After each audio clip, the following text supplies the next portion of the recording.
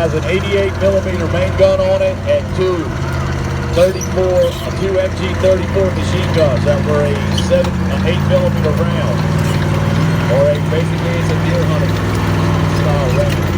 This particular tank has just recently arrived in the United States after being built in England from the ground up.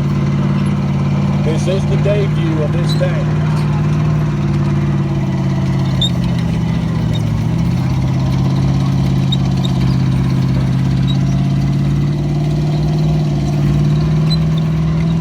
Now the Tiger tank actually comes to us out of Knoxville, Tennessee.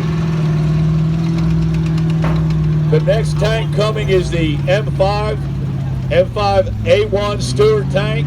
Also belongs to 14th Armor. The guy driving it on the right-hand side of the tank owns the tank.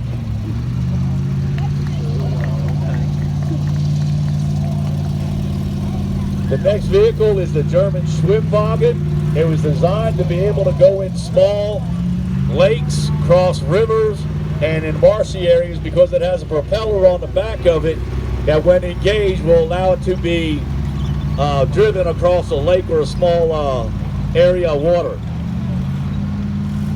And that also belongs to LAH National.